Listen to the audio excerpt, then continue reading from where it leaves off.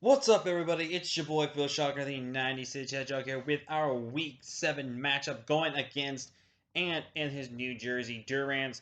This is a matchup that is relatively important because if Ant has fallen to 3-3, we have fallen to 3-3, and we need to pretty much desperately pick up a win to basically be able to keep our playoff chances alive going forward in the next couple of weeks. So very, very important matchup for this one. If you guys can't hit the like button if you haven't already, subscribe to join the Fish Sucker crew today because you'll be filled with the king of the crew.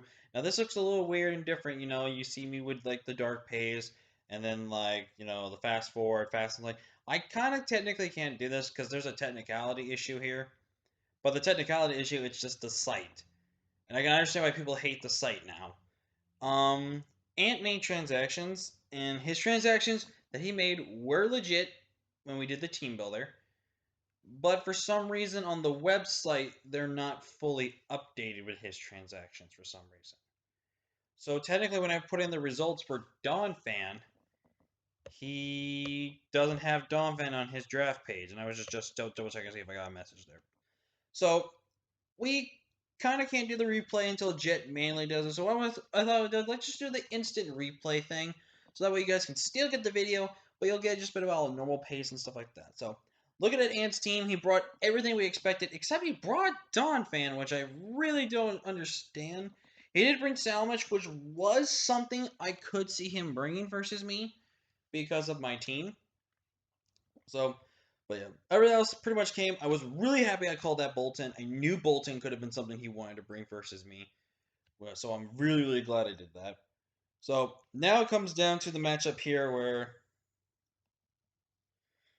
once again, so I went up and lived with my Elsa. My Elsa had pretty much a kill or something basically for free.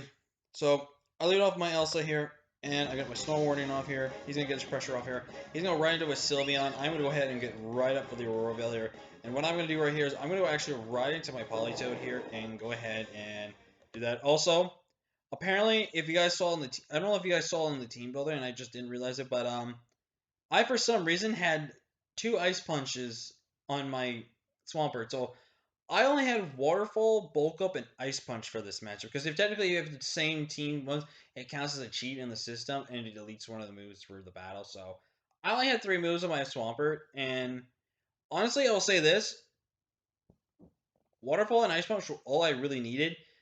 But I would have loved Earthquake so I can actually hit Suicune. He thought I wanted Power Up Punch, but no, that wasn't the set I wanted. But I didn't bring my Politoed. I'm gonna go ahead and just go right into my Escavalier here, as he's gonna go. Oh no, I click Toxic here.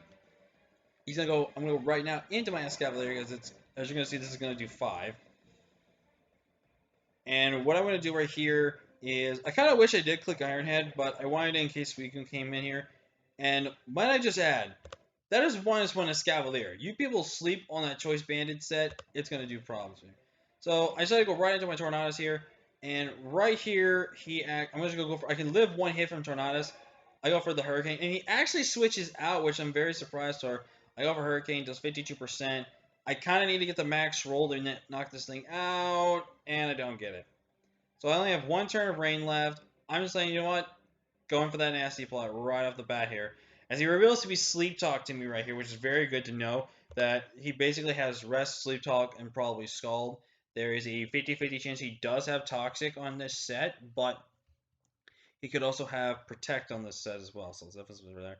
So I went for the nasty plot. Now I do need to land a Hurricane because Hurricane, depending on his investment, does knock him out at the range he'll be at, guaranteed. So if I land one Hurricane, I basically get rid of the Suicune, and then Swampert having that issue is not going to be a problem. But I have to do it outside of rain. And freaking Tornadus is well trained. Tornadus picking up that KO. In comes the Bolton. I'm going to go straight into my Swampert here. And Swampert is about to do some serious work. So I'm going to Mega Evolve, go right for that Ice Punch right there, and knock out that Superior. And in comes Donphan right here. I'm going to go right actually act into my Ninetales. He's actually going to click Earthquake, which is a very interesting play on his end right there. I am going to go ahead and get my Aurora Veil set up because he's actually going to go right back into the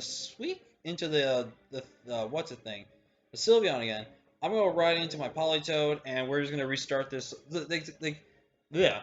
This is the reason why I wanted Ninetales. Like, the instant transferring of weather, not having to take any hail damage or anything like that unless I need to, is so good with this team. I get Veil up, I can bring Rain in, and now my Rain Sweepers and supporters in this Rain match can just free roam, slam this man's team, which is really good. But now I'm going to go right into my Swampert as he's going to wish up and bring that Salamence back to full. I'm going to go back up to now -1, but I click bulk up, and I'm gonna let you guys know this match is now over. He can't do anything. Swampert is just a monster. Ice Punch. I'm gonna knock out that Swampert. In comes the uh, Donphan, and he actually reveals to be Pasho Berry. Very interesting. And that was in rain from a neutral attack Swampert. That did really less than I was expecting. He reveals Seed Bomb to me. It only did 23%. That's the power of my investment, plus Aurora Veil, and that +1 of defense.